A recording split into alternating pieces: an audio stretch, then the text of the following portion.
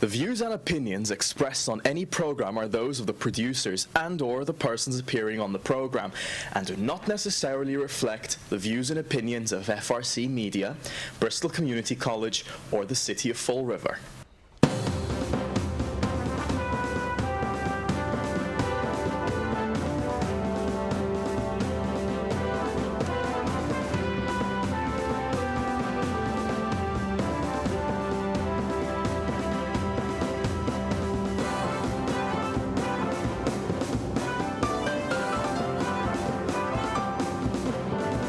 Well, hello. Welcome to Spindle City Straight Talk. I'm Chip, and I'm back. I'm CJ. And I'm Carlos. And here we are again. I really missed you guys. You know, I had to go, unfortunately, I had to attend a conference and to deal with some things. And but I'll tell you, not much has changed. I had my ear to the ground. I got my reports from my fellow co-hosts here, and seems that not much has changed in the old city of Fall River. The disappearing mayor has been running around trying to justify this budget that is an assault, a relentless assault on the taxpayers in the city of Fall River, but we're sharing the responsibility. I only have one question. When we pay our one of our new fees, do we get a complimentary bottle of jar of Vaseline? That's all I want to know. Well, you know, Vaseline is a petroleum product. That's not economically or ecologically viable. Yeah. But just a little bit of house cleaning. I want to say that this weekend, as a matter of fact, Saturday, tomorrow, at the Narrows, will be Fall River Portraits, which is a collection of photos and artwork from high school students, UMass Dartmouth students, and members of our community of the Mass in Motion program. And the flyers that you see around, I have a vested interest, for full disclosure. The flyers you see around of the gentleman walking, which is a very beautiful picture, actually happened to have been taken by my Aunt Kathy Duclos. So a shout out to Kathy Duclos for a beautiful picture. It's being used for the flyers. And of course, tomorrow, Carlos, is Citywide Cleanup Day. Yes. So, you know, we want to get our community involved and, you know, help out the city and help clean up. And there'll be a cookout after that. Is it at Kennedy Park, Carlos? Yes, it's always Yes. at Kennedy Park. And Yes, so you know, there'll be a cookout at Kennedy Park, and it should be if you have a couple an hours, interesting day. just volunteer, and you know, it's a good, definitely a good cause, and clean up our city. Yeah. Are we gonna clean up City Hall too tomorrow? Oh no, that's November. No, I'm you pick sorry. up. No, at City Hall, you pick up your gloves and bags. Oh, okay. Cleaning up City Hall is going to be a while away. Yeah, it's gonna. So, but those are take some us at events least for another tomorrow. 6 You know, we're months. not always here talking about the negative stuff in Fall River. We're also talking about the positives. So, come out and support our community, and let's get right to the work of the day, and that is the Fall River City budget. I mean, unbelievable mess. You can't get this mess any better. We've been looking it over, and as a matter of fact, I've actually in the process as we speak, having the budget printed. It's 270 some odd pages. Chip and I need actual hard copies because the PDF file, you got to spin your head around. But already we're finding a lot of flaws in it. And I think one of the big major flaws is that Kathy Ann Viveris clearly stated that their school department budget is not going to be accepted by the Department of Revenue. So if you already have a budget that is not going to get accepted by the Department of Revenue, how can you say you have a budget? And the reason they're not going to accept it, and I did get confirmation on this, is that the budget isn't balanced. Like our budgets are ever balanced in Fall River, but our budget isn't balanced. And what they did was, and Meg Mail Brown went on another media outlet and said very clearly that they're going to underfund the transportation budget, and then hopefully they will meet the requirement of the spending somewhere down the line. I'm not exactly sure how legal that is, but I can tell you right now, I know it's not. But I'm not a lawyer, But then again, I'm going to quote a, reputable attorney, it's legal until challenged in court. Well, that's not exactly accurate, even though, it means you can do it until you're challenged, and they tell you what you're doing is wrong. Unfortunately, that's the way the system works. And I'm a little troubled because I got a report from someone that at the Highland Neighborhood Association, the mayor said that he wasn't aware of raises that were in the budget, and if they were in there, he didn't, they weren't with his approval. Well, I've got a serious problem with that because that's his budget. He's the chief executive officer. How can it's like me saying, well, this is my budget, but I really don't know what's in it, and if there's anything wrong, I'm not responsible. Well, you are. Harry Truman once said very, very eloquently, the buck stops here. Well, it's his budget. And I don't know how any city councilor can vote in good conscience for this budget when the mayor has said he's not aware of things that are in the budget, and they already know that the school department budget has problems and it's not going to be approved. It seems to me just like a political exercise in futility, so everybody can think that, okay, we got the budget, and later on, after it's rejected, we can do whatever we want with it because we've gone through the process. And, that troubles me. Just as when the mayor was asked on the local radio about the May 1st deadline for submitting fee increases, and he said, we can get around it. I find it troubling that a mayor will say that, we have a process to go through, and we're going to circumvent the process for our own benefit. That is wrong. The direction this city is going in is extremely distressing, and, we've really got to do something about this. We have to. We cannot have an absentee mayor and a city council that, a while back at the last city council meeting, Dan Robillard, who is one of the most astute people I know, he keeps a very close eye on everything that goes on in the city. And he's, whether you agree or disagree with him, he is very well versed and knowledgeable. He knows what he's talking about. And he said it very clearly at the last meeting. We have some city councilors that opposed everything that Will Flanagan proposed and are now supporting, yet they flipped because they supported Sam Sutter. And regardless of the position he takes, no matter how bad it is for the citizens of Fall River, it appears as though they are going to support it. I am looking at those councilors to see if they vote yes on this budget, because if they do, that yes vote is a no vote to the people of Fall River. It proves that they don't care. This budget, there is no shared sacrifices. The budget's completely out of whack. There were no positions, supervisory positions or administrative positions eliminated. So we get to pay more money for less service. And also, we get to pay for the mistakes that the council made and our government has made. They misspend the money, and we get the booby prize. We have to pay for it. Well, you know something? They're going to pay for it at the polls. And with that, I'll turn it over to my main man here, Carlos. Yeah, I was at that meeting, and the meeting was at the Low Highlands neighborhood. And the question came up, and he didn't know the answer, and he gave three options. Either it's this one, or this one. This proves me that somebody throw a budget on top of this table, and he said, here it is, that's the budget for this year.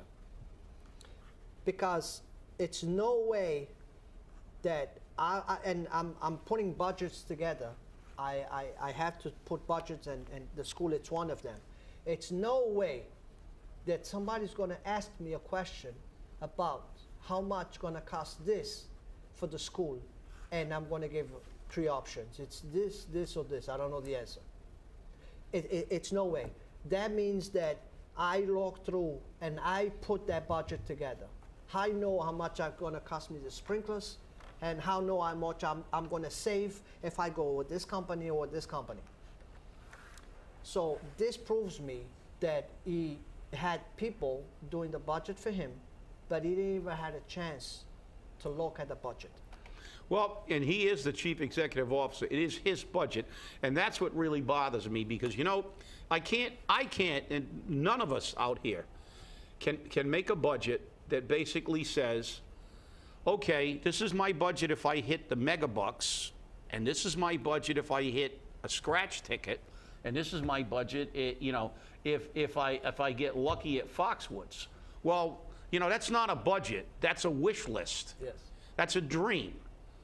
So that's the problem. The city of Fall River in the last, you know, I mean, and this started back when Sean Kadim came in with his smoke and mirrors budget and said everything was fine and the school department wasn't sustainable, but the city side wasn't. And the following year was $16 million in the hole. Well, guess what? Obviously, that meant that that budget was not really a budget.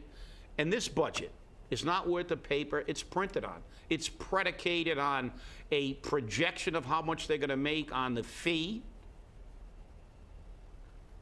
They don't have any idea how many people are going to privatize. The fixed costs are still there because, let's say for the sake of argument, 100% of the people in the city of Fall River privatize, and they don't get a dime from this new fee. The fixed costs of DPW are still there at DCM. What are they going to do with the trucks? What are they going to do with the personnel? It's in the budget. Just as the pay raise, by the way, and I'm going to ask that question Tuesday night at the city council. What are we going to do with the money that's allocated in the budget for the pay raise for a union that they didn't accept? So if they didn't accept it, that money has now been freed up because they haven't settled their contract. Are you going to leave it in escrow? And by the way, that money actually wasn't even from last year's budget. It would need special approval because it included retroactivity. And when you give retroactive money and you have to take it from a current fiscal year to pay for bills incurred in a previous fiscal year, the council has to they have to act upon that separately because that's not legal to pay a bill from last year with this year's money unless they take legislative action as a body. So, I mean, this budget is just BS piled upon more BS, and it troubles me that I'm hearing rumblings that the vote on this budget is going to be, you know, people are guessing, but let's face it, it's a guess. But they're saying as much as 7-2 in favor or 8-1 in favor. Mm-hmm.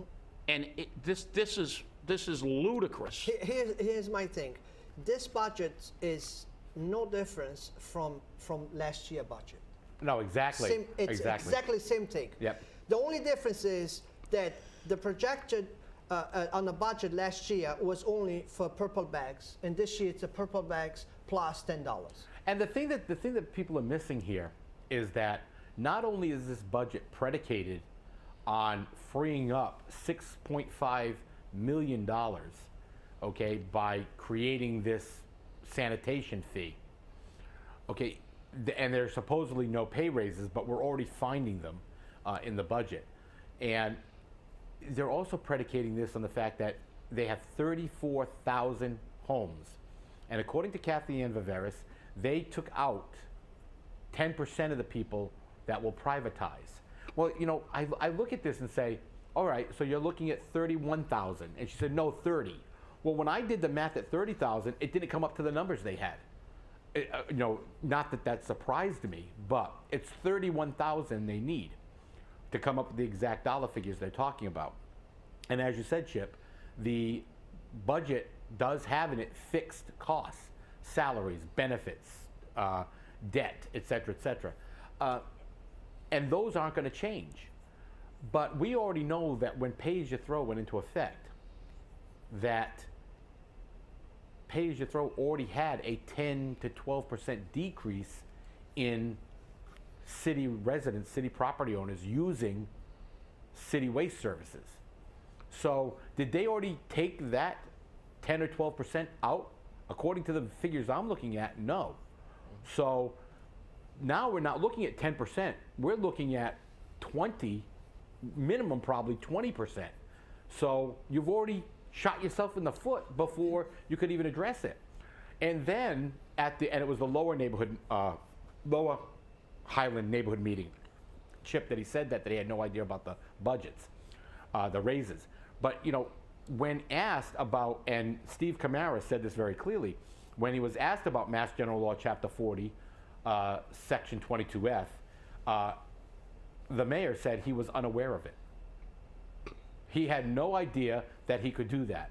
Now, he's a lawyer. Come on, he knows that. As a matter of fact, that's how the fees were implemented last year. Well, apparently he didn't read the city council agenda because there was a resolution to repeal it. Right, So apparently he spends so little time in the office, he doesn't even stay current with what the city council is acting on. If they failed to act on it at the last meeting. But again, here we have the absentee mayor striking again. It seems that he doesn't know a lot. That's why he got the name Captain Clueless. Okay.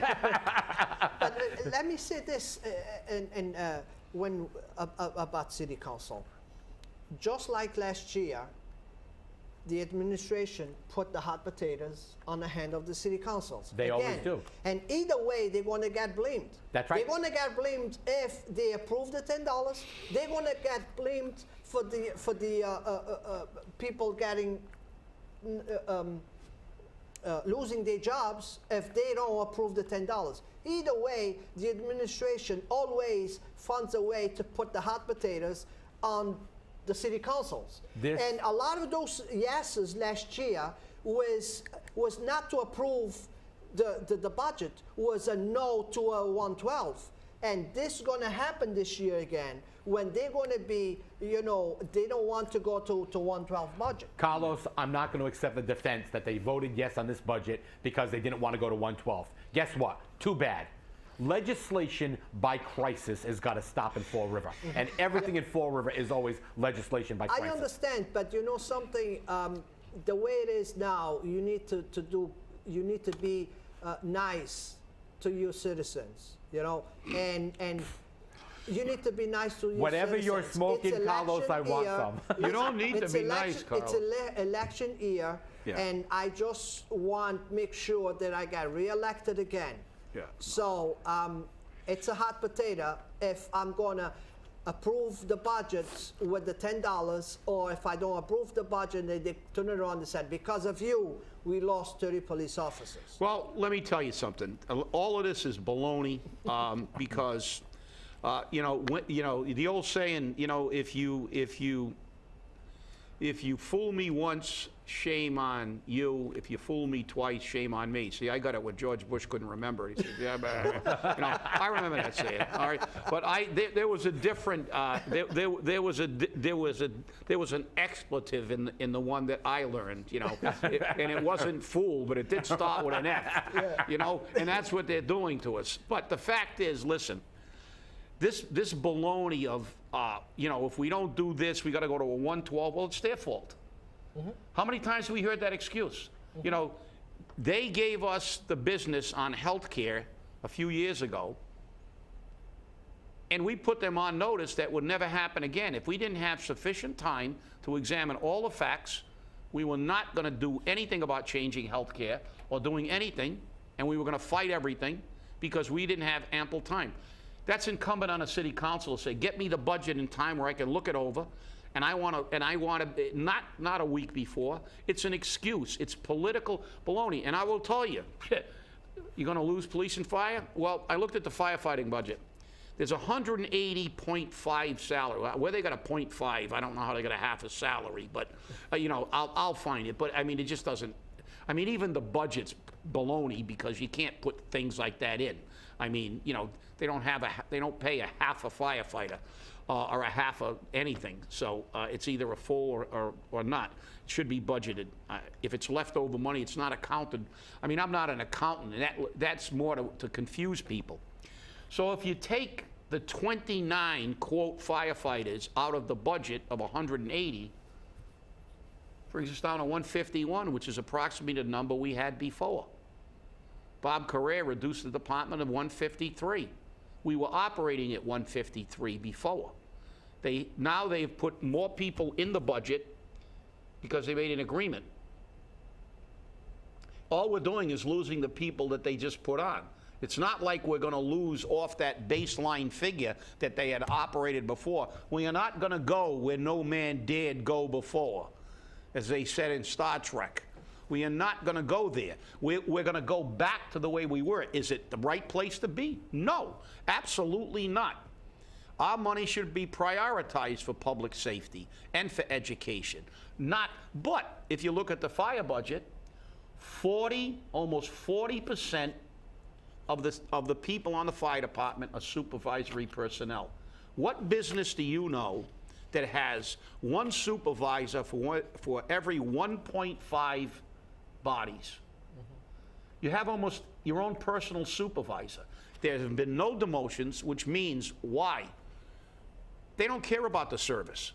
And nobody likes to see people lose their jobs. I faced layoffs as the president of the union, but we had a demotion process in place. Why? Because we needed to get the supervisors who had no one left to supervise, and we had to demote them back to firefighter to put more firefighters on the trucks to protect the citizens of Fall River, because that's the job of the fire department.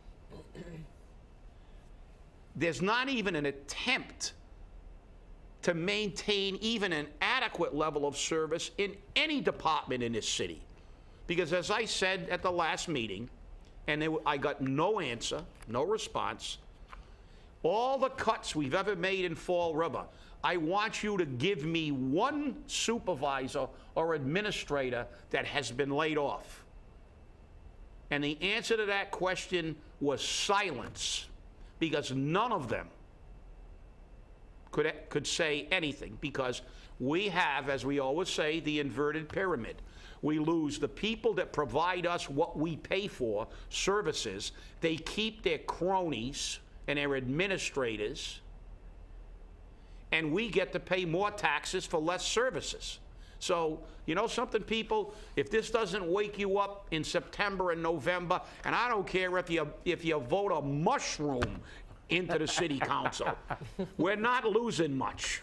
No, and you know, Chip, you're right. And I mean, again, we had another major fire here in Fall River today, okay, on East Main Street and Palmer Street. Okay, 13 people are homeless, and a firefighter was again injured. They said minor injuries, but you know what? My opinion is any injury is unacceptable. We know they happen, and we know these guys are putting their lives on the line. But you know what? If we have enough staff, maybe that injury wouldn't happen. I mean, you would know, not me. Yeah, well, yeah, obviously staffing is a major and when firefighters are working with short crews, they have to do more work. They're more prone to injury. And also, you know, people don't understand, you know, firefighting. You know, they say, well, you'll eventually get people there. Well, the problem is it's the first 10 minutes of a fire. Once the fire begins to gain headway and it propagates, you're basically fighting a defensive kind of fire. You have to chase it around, causes, you know, it's called fire propagation, and there are all kinds of studies and curves, and I could, you know, I could pull a Sam and go to the city council and give them 6 million graphs and show them pictures of fire propagations and show them fire propagation curves. But the fact is that fires do not propagate at a fixed, you know, at a very rapid rate. They propagate more in the first 15 minutes than they do in the rest of the fire. It's virtually a flashover, and I actually showed the city council pictures of a fire that was time-lapse photography and showed a flashover, which means the entire room where the fire started in a wastebasket flashed over in like 12 minutes. So the fact is, it's about getting sufficient help on the scene initially. Because even if they do the best job they can possibly do right now with what they've got, we are going to sustain more property damage, and there is a greater chance of loss of life with unmanned crews. The NFPA standard says that you should have a 4-man crew. We haven't run in 4-man crews in decades. And the fact is that a 4-man crew can do things at a fire 25% better, and a 3-man crew is only 40% as effective as a 4-man crew at a fire. So you know something? These are the numbers that count. These are the numbers that count. And his taxes are going to the wrong place. We're paying supervisors, we're paying cronies, and it's got to stop. Well, you know, and Chip, we just received a message from one of our viewers who's asking us if we'll do a special on examination of the budget. And I think that might be a good idea. We do a show just talking about the budget, because, you know, there's a lot there for us to look at. There's a lot there for us to address. But people are interested. People are asking. They're getting us messages. So I think it's important. And, you know, this is a fire on Palmer Street. You know, this is an area that's very congested. But when public safety is at danger, it's not only danger in Palmer Street, it's danger everywhere in the city. And, you know, to have a mayor come out and say, I didn't approve pay raises, but there are pay raises written into the budget, you have to ask yourself, why? Well, he's looking to duck out. He's going to say, well, I didn't negotiate those pay raises. Well, guess what? They're in there. And you should know they're in there. And the fact is, you did offer a pay raise, because there's a union that was offered a pay raise at the bargaining table during his tenure. So that's a flat-out lie, because it's in the budget. Yeah. So, you know, the bottom line is, look, it's shameful that we always have to be threatened with the cut of public safety and education to try to drain the taxpayer. I want the threat of good government.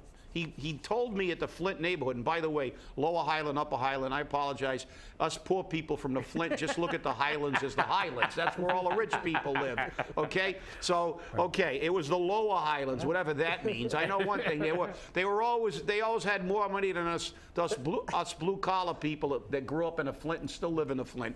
But the fact is, it is shameful that there has not been one attempt to tighten the belt, streamline government, and make sure that we maintain as much service to the taxpayer as possible. But instead, and by the way, House, it's not only they're going to raise taxes to the max of 2.5. The water, water fees are going up. It's not only the bags. Mm-hmm. There are other raises and other costs to the public, and it is shameful. It is absolutely shameful, and I'll tell you, the mayor made a lot of promises, and I gave him a lot of time. And now, you know, it's pretty obvious with this budget that he is a dismal failure. And that's because you believe in small government, Chip. No, you're right. And what did I say? I believe in good government. Good government. And more people have been talking about receivership. I think we should do a show just about receivership.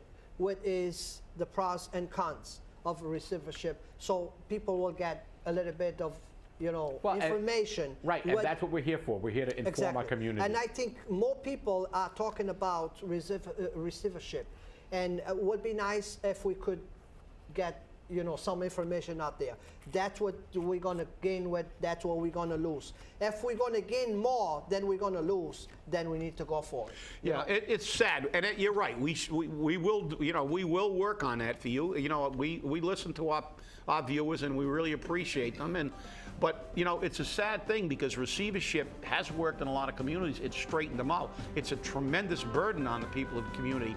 But I'll tell you one thing, you only need to go to receivership when the people who are in the elected offices don't do their job, because we can fix this city. But it's because of the people that are sitting in those chairs right now won't do their job. Put people before politics. Let's see how they vote. So we're going to still keep looking for that people. Well, we hope to. Hey, thanks for watching. We'll see you on Wednesday. Have a great weekend. You too.